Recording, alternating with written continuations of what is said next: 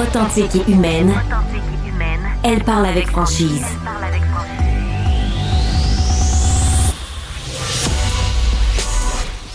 Elle traite l'information avec rigueur et efficacité.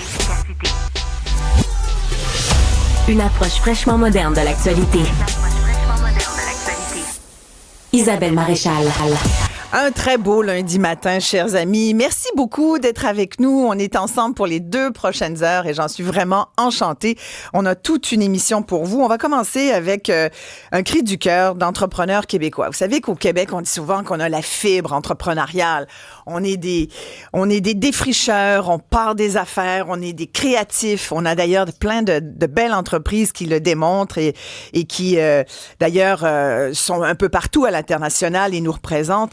Mais non, on a aussi beaucoup d'entrepreneurs qui ont la langue à terre, qui ont la broue dans le toupette et qui sont sur le bord de remettre les clés à un moment donné de leur entreprise parce que il y a un moment où tu te dis, OK, ben ça suffit, ça fera, je suis juste plus capable. Et il y a quelqu'un qui a sonné l'alarme, qui sonne l'alarme en ce moment. Elle est instigatrice du programme Persévérance entrepreneuriale. Elle a cofondé l'école d'entrepreneurship de Beauce, qui est une école connue ou qui est un véritable réseau là, pour des entrepreneurs ou ceux qui veulent apprendre le métier d'entreprise, ceux qui veulent investir aussi dans l'entreprise au Québec. Vous savez, j'en profite pour le rappeler, les PME au Québec, là, c'est vraiment le cœur de notre économie. Ce sont eux et elles qui font travailler le plus de gens. Peut-être travaillez-vous dans une petite et moyenne entreprise alors que vous nous écoutez. Tu sais, on en a souvent pour les grosses corporations, là, les grandes compagnies qui nous vendent, qui fabriquent des voitures, qui fabriquent des pièces d'auto, qui fabriquent des batteries. Tiens, pas pourquoi je pensais à ça soudainement comme exemple, mais il y a aussi surtout ces petites et moyennes entreprises. Il y a aussi des très petites entreprises qui engagent aussi. Vous savez, souvent au Québec, on l'oublie, mais la plupart des entreprises ont 50 employés et moins. Donc, ça devient aussi une deuxième famille. Ton boss aussi, des fois, c'est un peu ton ami. C'est aussi un collègue parce qu'il travaille, il a les 2 mains dedans. Je pourrais tellement vous en parler pendant longtemps de l'entrepreneuriat. Je suis aussi tombée dedans dès mon plus jeune âge. Je viens d'une famille d'entrepreneurs, puis j'ai l'entrepreneuriat tatoué sur le cœur. Je vous avoue que je sais juste faire ça, moi, partir des affaires, puis j'aime ça, gérer du monde, puis être avec des gens, parce que dans le fond, c'est un beau travail d'équipe, tout ça. Alors, je vous présente mes invités. Je voulais vraiment qu'on parle de ça. Je vous parlais donc de l'école d'entrepreneurship de Beauce. Sa cofondatrice est avec nous, Nathalie Riverain. Bonjour. Bonjour. Bonjour Nathalie, merci beaucoup d'être là. C'est un cri du cœur que vous lancez, puis surtout un cri d'alarme parce que vous dites, là on en a perdu pas mal depuis 30 ans et si ça continue, il n'en restera plus d'entrepreneurs au Québec. Effectivement, depuis quelques années, on perd en moyenne 7500 entreprises par année. Et puis, ce déclin-là s'accentue. Oups, vous m'avez perdu. Non, on vous entend. Allez-y. Ce déclin-là s'accentue évidemment avec les post-COVID, là, avec l'ensemble des faillites qu'on connaît. On n'a jamais eu autant de faillites là, en 40 ans que dans la dernière année au Québec. Et donc, c'est très, très préoccupant. Vous dites on perd combien de milliers? 7500, vous avez dit, entreprises? En moyenne, les statistiques datent, c'est la moyenne, c'est sur le site du MEA. Là. En 2017 et 2021, on perdait 7200 entreprises. Puis ça, c'était la moyenne. Mais ça s'est réellement accentué dans les années post-COVID. Là, et donc, ce qui fait que l'année passée, on a eu plus haut taux de faillite, même au Canada, là, au Québec, on a la palme d'or du nombre de faillites. Et pourquoi ça vous inquiète, Nathalie Riverain? Parce que si on regarde les chiffres encore, si on parle des chiffres, on avait en l'an 2000 195 000 entrepreneurs qui avaient au moins un employé. Et quand on fait des projections à partir des données qu'on a sur le MEIA, ben il va nous en rester, on va franchir le cap des 100 000 en 2025. Ça veut dire 100 000 entreprises à propriété québécoise, là, puis c'est 2 fois moins qu'en l'an 2000. Et là, on sait qu'on a un problème de gens qui partent à la retraite, donc qui vont peut-être fermer leur entreprise et ne seront pas capables de les transmettre. Fait qu'on connaît réellement un déclin là, de l'entrepreneuriat au Québec depuis quelques années. Et je disais tout à l'heure, on oublie souvent, Nathalie, que c'est le cœur de l'économie du Québec. Pouvez-vous rappeler en quoi c'est majeur et vital pour tous ceux qui nous écoutent, là? Pourquoi c'est vital de garder un cœur entrepreneurial au Québec? mais c'est notre pouvoir économique, hein? C'est la propriété économique de nos PME. C'est ça, c'est les chiffres dont je vous parle, c'est ça. Je vous parle pas des grandes chaînes, je vous parle pas de toutes les entreprises là, tu sais, qui meublent les grands espaces commerciaux. Moi, ce que je vous parle, c'est votre cousin, votre tante, votre voisin qui opère une entreprise au quotidien. C'est notre contact avec le milieu économique. Et puis ça, ben c'est vraiment en déclin important. On a parlé dans les années 80 qu'on était une économie de PME, mais moi, je crains que on redevienne, je dirais, contrôlé un peu plus par les entreprises étrangères au Québec. Et puis si on prend pas soin de nos entrepreneurs maintenant, parce que c'est maintenant qu'il y a une espèce d'hémorragie.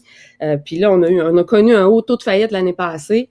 Rappelons, Madame Maréchal, qu'on a des entrepreneurs qui sont épuisés, 2 fois plus de dépression chez les entrepreneurs, première cause de suicide, première cause de décès chez les entrepreneurs, c'est le suicide et crise de cœur. Puis là, on a beaucoup d'entreprises là qui, on reçoit des centaines d'appels par année. Là, les entrepreneurs ne se versent plus de salaire pour réussir à payer, par exemple, rembourser leur prêt COVID. On a une baisse de la demande actuellement. Hein, l'économie va pas bien. Donc, ça va s'accentuer. L'hiver va être difficile pour nos entrepreneurs. Donc, il faut collectivement qu'on réagisse. J'en ai 2 avec moi, justement, d'entrepreneurs. Je voulais vraiment qu'on ait le pouls là, de comment ça se vit au quotidien. Sarah Laroche est présidente directrice générale et fondatrice de Selve Rituel et Posologie. Merci, Sarah, d'être avec nous. Ça fait plaisir. Dany Michaud est présidente de Vogel Entreprise dans la distribution d'équipements lourds. Merci, Dany. Merci. Je sais que ce texte paru dans le Journal de Montréal qui témoigne du nombre d'entrepreneurs en chute, ça te parle beaucoup, Sarah. Dany aussi, d'ailleurs, ça vous interpelle. Comment ça se vit? Quelle est ta réaction quand tu entends dire là, que si ça continue, vous allez être tout seul? Et en fait, c'est qu'il y a tellement à dire sur le sujet. Personnellement, je me demande à tous les matins, c'est quand la fin? Depuis vraiment longtemps. Moi, j'ai une petite entreprise de produits locaux, de produits qui sont faits localement, artisanalement, éco-responsables, vegan, fait à la main. Imagine comment je suis folle. J'aurais dû m'en aller vers une compagnie que tout est fait ailleurs. Je reçois ça toute prête. Être distributrice, finalement, c'est ça? Je vends ça chez Walmart à 2 $. Je serais des millionnaire. Bons produits, on les voit d'ailleurs si vous êtes à Cube Télé, là. Ils sont magnifiques. Ouais. C'est nous aussi, c'est le Québec. C'est des recettes inspirées d'ici aussi. Mais la réalité, c'est que oui, il n'y a pas un matin depuis au moins 2 ans que je me demande même ce que je faisais là aujourd'hui live.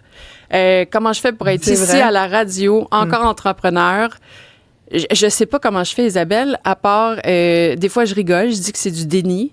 Je fais comme si on était comme hyper OK. Salaire, je me paye pas de salaire depuis janvier. Ça va faire presque 1 an que je n'ai pas de salaire, que je vis. Je n'ai même plus mes économies, je les ai toutes mises dans Selve. Alors, je vis sur du crédit, je vis sur ce que je peux. Tu sais, il y a une réalité. Et pourtant, ton entreprise marche bien, là. T'sais, on t'a vu... Attends, je fais partie des chanceuses. Ouais, exact. On t'a vu au Dragon. 2 fois au Dragon. Ouais. Puis je te dirais que je fais partie des chanceuses. Ouais. Parce que dans mes amis entrepreneurs, ils ont tous fermé, à part 2-3. Donc, j'ai vécu avec eux leur faillite. Je vis avec eux aussi leur espèce de drame, de détresse. C'est quand la fin. Ouais. Nous, je te dirais qu'on arrive à avoir 2,37 dans le compte, là. Sauf que, je sais pas, moi, je pars à rire. Tu sais, il y a comme quelque chose que je fais du déni pour me dire, j'avance, je vais trouver des solutions. Mais trouver des solutions pénalise ma santé à moi. Oui, c'est ça. Tu sais, parce qu'on s'entend que je fais des produits... Tu sais, à l'époque, mettons que ça allait mieux, on a eu une ascension incroyable, Selve. J'avais des employés, j'avais une 20aine d'employés, j'avais 50 fournisseurs qui nous aidaient. Imagine, on est rendu 3. Vous êtes 3 maintenant? On est 3. On est passé de... Tu sais, comme je te dis, moi, j'avais des fournisseurs incroyables, j'avais des employés incroyables, puis t'en as parlé de la famille. Ouais. On est petits, on se voit tous les jours, puis c'est pas des numéros, là. Non. C'est des gens avec qui on lunch tout le monde ensemble, on jase. Et ça fait mal au cœur quand tu es obligé pas, de dire à un employé qui est un collègue... J'ai plus d'argent. Je peux plus te payer. Tu sais, pas parce que t'es pas bon, mais parce qu'il n'y a plus d'argent, puis parce qu'on n'achète pas québécois. on fait semblant d'acheter québécois. C'est vraiment dommage parce que après ça, il va y avoir que des Walmart, des Dollarama, puis des Amazon. Des Amazon qui vont très, très bien. Tu sais, c'est triste. On va y revenir parce qu'il y a beaucoup de choses dans ce que tu dis, Sarah. Merci beaucoup d'être là. Dany Michaud, je trouvais ça intéressant. Vos deux entreprises sont vraiment très différentes. Ouais, toi, tu es dans le produit de soins, soins, d'ailleurs, mais en même temps, toi, Dany, tu es dans la grosse machinerie lourde. D'ailleurs, ça fait aussi les nouvelles parce qu'on parle beaucoup du fait qu'apparemment, il y a des gens prêts à travailler, ils envoient des CV puis ils n'ont pas de job. Enfin, on en parlera d'ici la fin de l'émission, mais comment tu le vis? Là? On a entendu Sarah, c'est difficile. Toi, arrives-tu à te payer déjà de un? Oui, on réussit à s'en sortir. On fait partie de ceux qui s'en sortent quand même bien. Fait que vous êtes deux chanceux ce matin. Mais moi, je conviens quand même. On parlait d'hémorragie tantôt. Moi, je pense pas une hémorragie, c'est un essoufflement. L'hémorragie, c'est parce que là, on en subit les contre-coups. Faisons juste... Il y a un effet domino à cela. Faisons juste un petit historique. Là. Il y a à peine 4 ans, juste avant le COVID, on vivait une pénurie de main-d'œuvre assez incroyable au Québec. L'économie allait bien, mais on était dedans par-dessus la tête. Et là, le COVID arrive. On tombe en suspens, on ne sait pas trop. Il nous impose un paquet de normes qu'il a fallu s'adapter à la dernière minute. Le Québec a arrêté. Par la suite, c'est la chaîne d'approvisionnement qui s'est mise sur notre dos parce que l'on recevait plus nos produits, c'était en retard, ça rentrait pas. On s'est mis à mettre du stock en disant hey, ça n'arrivera plus parce que sinon on ne sera pas capable de combler nos besoins. Quand on comble nos besoins avec cette chaîne d'approvisionnement-là puis qu'on monte notre stock, qu'est-ce qui arrive? Hausse des taux d'intérêt. Là, tu te retrouves avec les intérêts sur les épaules. Nous, on a payé 3 fois plus d'intérêts cette année et en même temps, il y a un ralentissement économique. Combien tu as payé d'intérêt pour le fun, là, en chiffres? De plus, cette année, à peu près 1 million. 1 million, juste en intérêt. Puis là, je vous épargne tout le reste. Mais ça, tu peux pas le mettre dans... Tu peux pas le prévoir, ça, cette affaire-là, parce que tu te dis, bon, mon stock devrait sortir, donc ça devrait être correct. Mais finalement, ça ralentit. Mais c'est parce que tu avais des problèmes de chaîne d'approvisionnement, donc tu t'es dit, je me suis gardé du stock pour être capable de m'en sortir. Mais là, finalement, c'est une roue qui tourne. Tu es pris là-dedans. Et ta banque à terme, je me dis toujours, ça prend des méga partenaires d'affaires pour réussir. Hein? Mais tu as payé 1 million en intérêt ou en intérêt supplémentaire? Non, c'est à peu près 800 000 intérêts supplémentaires. Ça coûtait 200 000 environ d'intérêt avant. Fait que c'était un 800 000. Mais ça, c'est pas prévoyable. Quand tu réussis quand même, il faut que tu réussisses à avoir des bons partenaires d'affaires, de t'assurer que les gens sont là. Tu sais, je dis toujours une phrase à la blague, il y a 2 personnes que tu n'as pas le droit de surprendre, c'est ta conjointe et ton banquier. Fait que ton plan d'affaires doit être clair, faut que tu vérifies. Mais ça nous demande un effort constant. Là. On peut pas dire qu'on s'assoit dessus puis on surfe. Tu as combien d'employés? J'ai une 50aine d'employés. 50 employés. Dans la région... Oui, tout alentour de nous, on est à Saint-Hilaire. Oui. Donc, tu fais travailler du monde du coin. Là. Ben oui, on est important, je pense, pour notre économie alentour de nous, surtout quand on est en région comme ça, je pense qu'on est un des employeurs importants. Mais c'est vraiment, je comprends, on parle beaucoup d'entreprises, mais il faut penser au reprenariat aussi. C'est là qu'il faut quand même motiver nos jeunes à dire, ben là, moi aussi, je vieillis, là.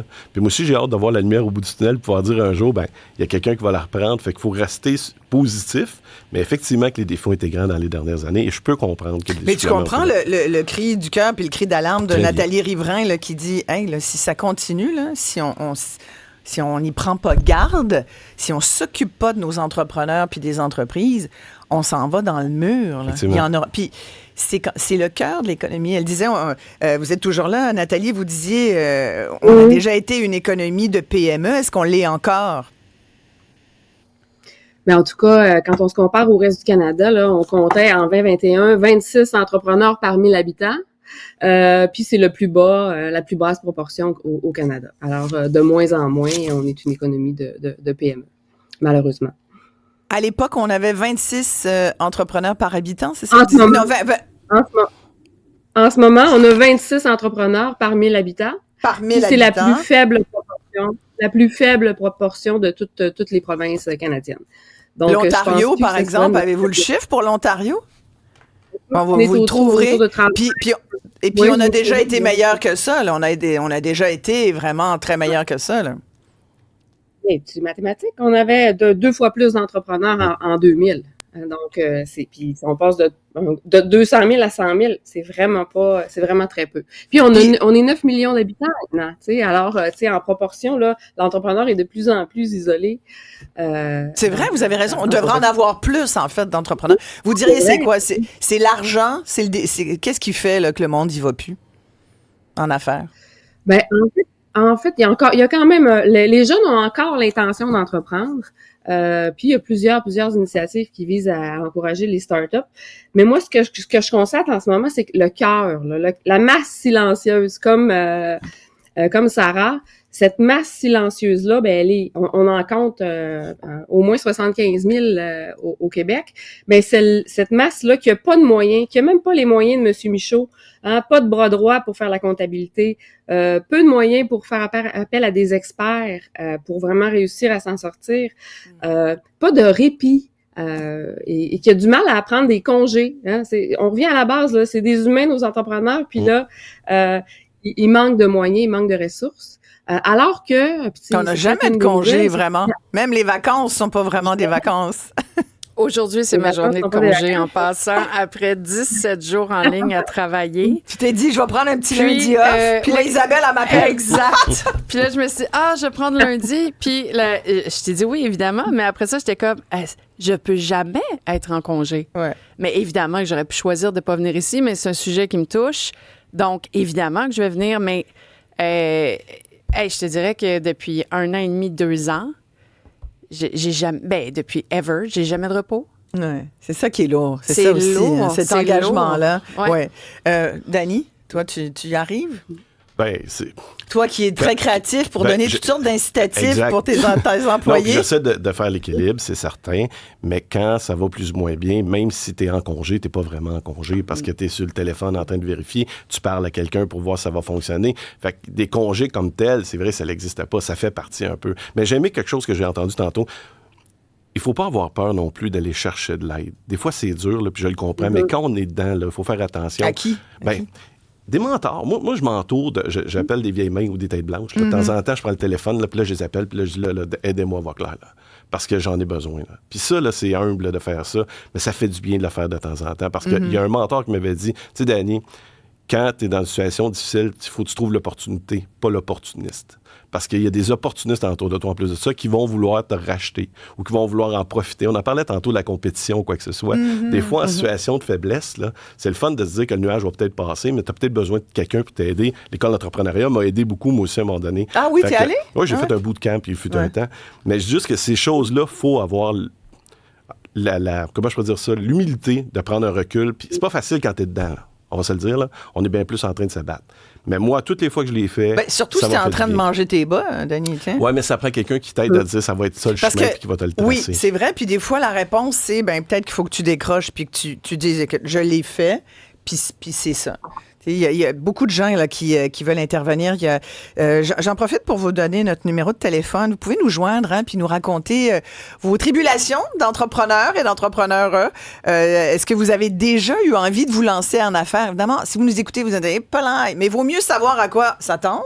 Il y a aussi, comme dit Dani, qui est toujours optimiste, et Sarah aussi, c'est quand même 2 grands optimistes. Nous sommes 3 optimistes ici. Oui, exact.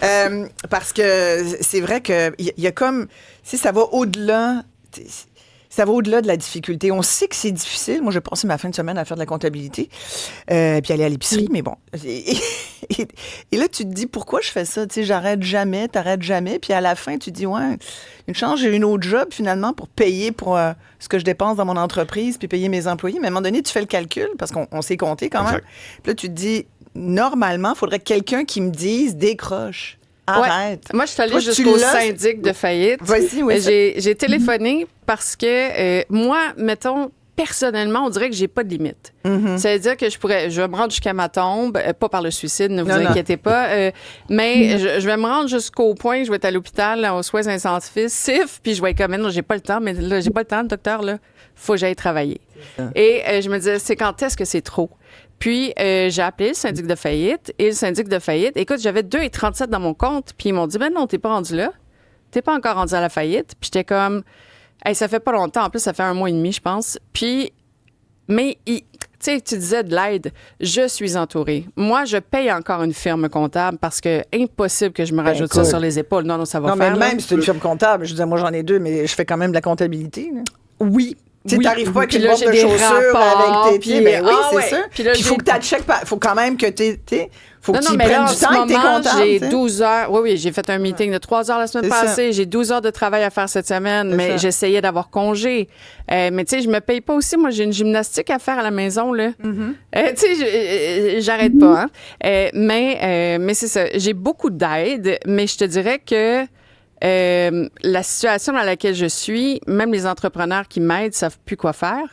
Et les banques Desjardins, je veux dire, je sais pas, c'est pas de la pub, c'est honnête, sont tellement gentils, sont compréhensifs. Pour moi, c'est les plus compréhensifs à date. Ils vont pas me donner plus d'argent, ils vont pas me donner des... Mais il y a une compréhension de ce Ils que c'est un comprennent. entrepreneur. Ouais. Il y a ils font beaucoup de pubs d'ailleurs là, sur ce que c'est une entreprise. Mais Moi, c'est j'ai eu vrai. l'occasion de faire un balado sur justement la transformation numérique parce qu'au Québec, tu sais, on pourrait dire comment se fait qu'on en arrache les PME, mais on est en retard en transformation numérique. De plus en plus, il y a des entreprises qui le font, mais c'est aussi de l'argent, c'est de l'investissement. Les gens, ils voient pas tout à fait. C'est vrai qu'on a beaucoup d'entreprises qui ont un certain âge où les patrons des fois voient pas que, tu sais, voient pas que c'est la prochaine étape nécessaire. Fait que ça, en soi, c'est un autre sujet, mais c'est connexe à ce que les Ah, puis PME le vivent. numérique, ouais. Nous, Et on puis- est très numérique, tu vois. Ben oui, on est une compagnie Ben oui. jeune, on est très numérique. Le numérique, c'est pas gratuit, hein? Ben non. Puis tu as de la compétition, vous parliez de la concurrence tout à l'heure. Non. là, Puis c'est- t'es bloqué, tu sais, mettons, c'est juste moi, les frais Internet par mois, ça peut monter jusqu'à 30 000 là. mon C'est Dieu. pas gratuit, là, avoir une boutique en ligne. C'est pas gratuit, être sur les réseaux sociaux. C'est pas gratuit, là, faire de la pub. C'est 30, 40. J'ai des amis qui dépensent 200 000, là. C'est pas Shopify, c'est pas gratuit, là. Il y a rien de gratuit, là. Puis après ça, mettons, j'ai 30 apps qu'on appelle. Ils me coûtent tous entre 5 et 40 par mois. Ouais. Ah non, ça va vite. Plus Ça va très vite. 4 quand tu payes avec une carte de crédit. Ouais. Shopify te prend 2 points. Ben moi, j'ai un programme qui me prend 2,4. Mais si tu n'as pas celui-ci, il te prend 2,7. Tu sais, ça revient des fois à 6 Mais après ça, moi, mettons, les boutiques me prennent Ta marge 50 oui, tout à fait. Non, mais attends, 50 j'ai des représentants parce que sinon, tu peux pas rentrer partout. Non, c'est ça. Ils me prennent 10 ce qui est correct. Mais on est rendu à 66-68 j'ai pas emballé. Je sais pas si tu comprends. T'as pas payé ta matière J'ai pas première. payé mes c'est- employés ouais, qui ouais, font tout les à fait. produits. Hey, arrête, là, il me reste au bout du compte genre 5 puis on se demande pourquoi je crève. Oui, tout à fait. Il y a Stéphane qui dit, est-ce qu'on aurait surévalué la capacité des Québécois? Moi, je pense qu'on est capable, mais Ben oui. c'est juste qu'à un moment donné, il faut nous aider. Il y a quelqu'un, Antoine dit, concernant les PME, c'est tellement, puis il l'écrit en gros, tellement en caractère, vous avez vu ça? En lettres Ouais. majuscules. Tellement difficile de démarrer et maintenir quelque chose au Québec. En tant qu'ancien entrepreneur, nous sommes inondés sous la paperasse, les permis, les réglementations. Ça tue l'innovation. Il y a tellement raison, Antoine. Et sans compter que toutes les subventions et gros argent vont uniquement aux grandes entreprises. Exact. Encore une fois, Antoine, vous avez tout à fait raison. Il y a Étienne qui dit, je suis un entrepreneur en service, j'ai 50 ans. Je suis ouvert pour un reprenariat dans le secteur manufacturier. Bon, il y en a là qui... Et d'ailleurs, c'est drôle parce que 50 ans, je faisais justement un balado dernièrement avec Desjardins, puis on parlait de reprenariat, de repreneurs. Et la nouvelle gang là, qui est prête à reprendre des entreprises, ils ont comme 45, 50, 55 parce qu'ils ont un peu plus, hein, je sais pas si Nathalie peut renchérir, mais on voit ces nouvelles pousses finalement. Je dirais pas forcément des jeunes pousses, mais il n'y a pas que des jeunes. On voit ces nouveaux entrepreneurs qui disent, ben moi, je reprendrais peut-être. Puis on voit aussi, ils sont prêts à reprendre en groupe. Ils sont 3-4, comme ça, le risque, tu le vis pas tout seul. Vous voyez ça, Nathalie? Oui, effectivement. Et comme il y a beaucoup d'entreprises à transmettre, ben là, il y a un mouvement aussi autour du reprenariat. Puis il y a beaucoup d'employés qui vont décider de se mobiliser, de reprendre l'entreprise. Donc, c'est un mouvement qui est très positif. Mais là, on s'occupe des entreprises qui sont des entrepreneurs qui sont en fin de carrière, en fin de vie. Ouais. Puis moi, pourquoi je suis autant concernée par la masse? Parce que c'est Sarah puis c'est Dani qui a de l'expérience en affaires. Parce qu'imaginez, prendre une entreprise, reprendre une entreprise sans expérience en affaires, c'est excessivement difficile. Donc, c'est pour ça que ces entrepreneurs-là qui sont déjà en affaires, qui traversent des moments difficiles, ben il faut les aider. Ouais. Tu sais, vous disiez, il y a rien pour les entrepreneurs en difficulté, ben on a lancé quelque chose il y a 2 ans là qui s'appelle le programme Persévérance entrepreneuriale, puis on est là pour aider des entrepreneurs à traverser l'année difficile qui s'en vient. De quelle façon vous les aidez, Nathalie Riverain?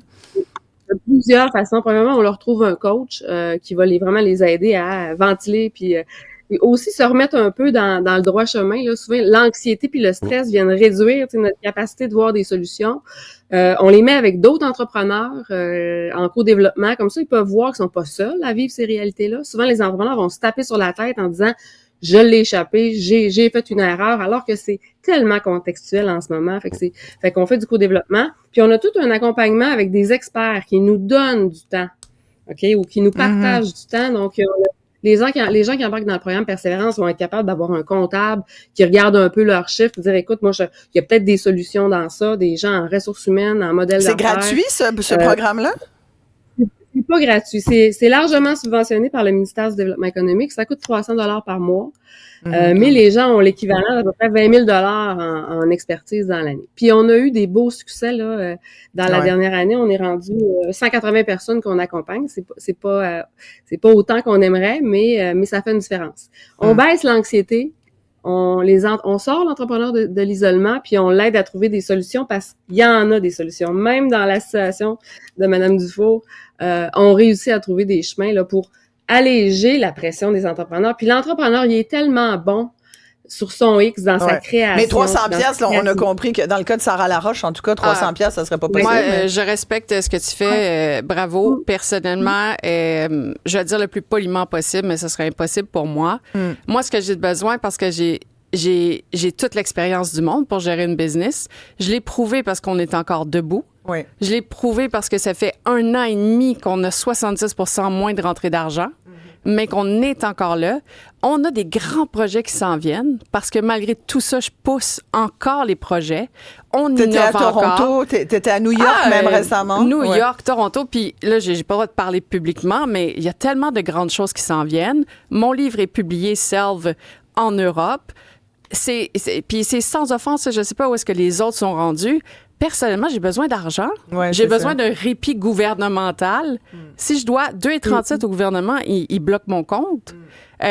On est pressé. J'ai besoin que la CNSST arrête, l'Ordre des chimistes arrête, que toutes les organisations gouvernementales arrêtent de me téléphoner, arrêtent de m'envoyer des courriels, arrêtent de m'envoyer des lettres.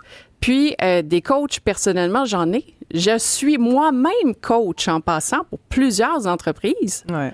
Mais Et c'est pour ça que les réseaux d'entrepreneuriat sont si... Moi, je suis souvent impliquée, puis je vais régulièrement dans ces réseaux parce que je trouve que ça fait du bien parce qu'on se sent tellement tout seul que tu as envie de parler à d'autres, puis de juste vous parler comme ça me fait du bien.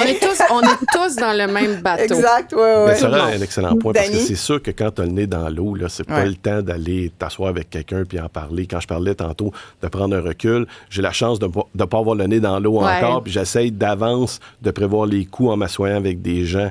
Mais c'est vrai qu'on est capable d'avoir des répits. Puis quand c'est le temps d'avoir cet argent-là, c'est important. Tu as parlé du gouvernement tantôt. Il y en a peut-être des solutions au gouvernement. T'sais, j'expliquais tantôt, nous autres aussi, on a eu à un moment donné un ralentissement. Mais quand les ventes ont commencé, quand tu as un ralentissement, là, l'effet qui est attaché à ça, souvent, c'est la liquidité. On parlait d'argent, là, mais il ne faut pas faire de secret. Il y a une liquidité qui est attachée à ça. Les pénalités, les intérêts, là, les papiers verts, on n'est plus capable. Mais Isabelle, juste, mettons que ça ralentit. Donc, ceux qui savent. Donc tu as moins de liquidité. Mais là, après ça, tu as un bon mois. Là, mettons, ça repartit un peu. Tu as un bon mois. Mais le mois d'après, tu payes tes taxes. Mais tu retournes dans la même maudite situation. Ils ne pourraient pas nous donner une pause de, je sais pas, moi, 90 jours pour dire, ou l'étendre en disant, écoutez, on va vous donner un break. Non, c'est tout de suite après. Fait que là, je me suis sorti la tête de l'eau et j'ai fait des grosses ventes. Mais je suis quasiment nerveux parce que je vais dire, ça va me coûter combien? Non, mais en fait, c'est qu'ils sont même pas visionnaires. Parce que, mettons, là, tu dois 3 mois de taxes. Mais là, moi, là, mettons, j'ai une opportunité de contrat, mettons, de 600 000. Tu penses que je vais le chercher où, l'argent? Dans tes taxes. Dans mes taxes. Mais là, je peux plus payer mes taxes. Puis là, ils sont comme, ben là, blablabla. Puis t'es comme, hey, j'avais l'opportunité de me sortir.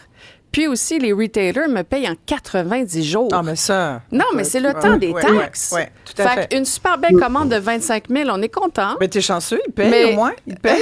Parce qu'il y en a des entrepreneurs qui l'ont... Des clients à risque, non, parce que cette année. T'en as plus cette année des clients à risque. Des gens, tu fais le service, mais t'es pas sûr qu'ils vont te payer. Ben oui, puis à un moment donné, tu prends le risque parce que l'économie va un peu plus mal. Fait que tu dis, ben, je vais me démarquer, là. Tu ne prendras pas celui-là qui a un X dessus, mais tu dis, je le sais que lui, c'est un peu. Mais d'habitude, il m'a toujours payé. Mais oui, les recevables sont plus hauts, puis oui, on doit attendre un petit peu plus longtemps pour se faire payer. Ça fait partie, malheureusement, d'une réalité d'aujourd'hui. Incroyable. Puis là, toi, tu fais ralentir tes fournisseurs, puis là, ça devient tout malsain, cette histoire-là. Il y a beaucoup de commentaires, vraiment beaucoup. Merci de nous écrire par courriel, c'est isabelle@cube.ca. Vous pouvez nous joindre via texto 187 Cube Radio et bien sûr notre téléphone 1-877-826-2346. On va terminer là-dessus, mais je veux vraiment que je puisse... Il y a quelqu'un qui me dit, je suis entrepreneur en service depuis 50 ans et sincèrement, moi aussi, ouvert pour le reprenariat. Il y a Kelly qui dit, je pense que le mur des lamentations est atteint. Et pas sûr que Kelly soit en affaires, je ne pense pas. Mais elle dit, c'est quoi la solution? C'est ça qui est important. Les entrepreneurs doivent faire des profits pour réinvestir. Je compatis avec vous. Moi, il me reste 7 piastres dans mon compte. C'est plus que vous, Sarah. Ouais, merci. Des fins de mois douloureuses pour tout le monde. Effectivement, il y a Patrick. J'ai le droit de dire le truc des lamentations, OK? Ouais.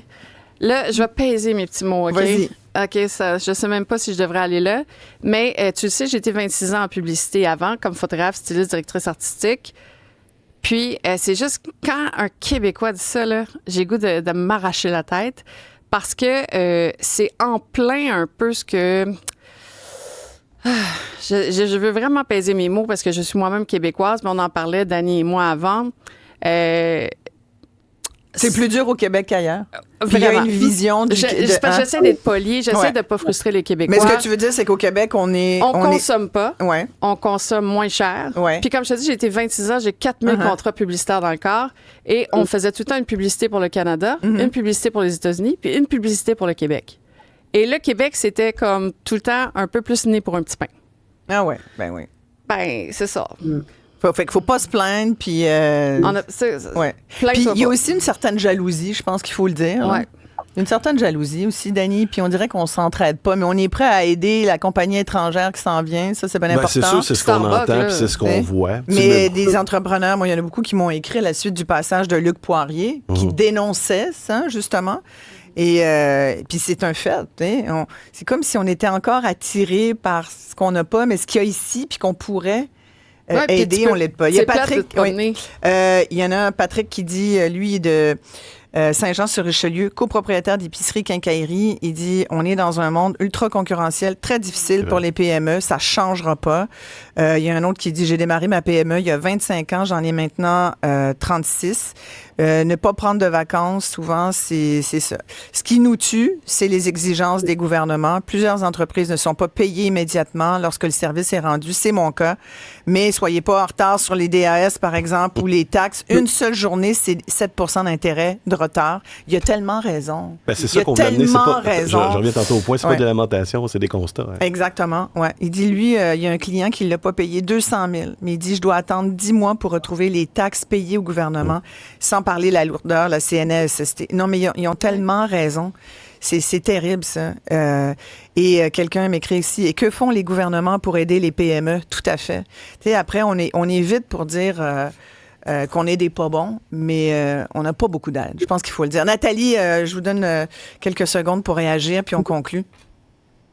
Bien, écoutez, peut-être le message à passer aux entrepreneurs, c'est attendez pas qu'il soit trop tard pour demander de l'aide, parce qu'il y en a. Il y a du mentorat, il y a des programmes gratuits pour les entrepreneurs qui sont en épuisement, relief, parachute, il y a le programme Persévérance, il y a des mentors que vous pouvez aller chercher aussi.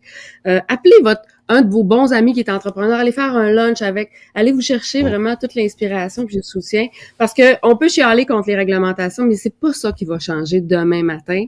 Par contre, tout le monde a peut-être, tendez la main à un entrepreneur que vous rencontrez, au-delà de comment ça va bien.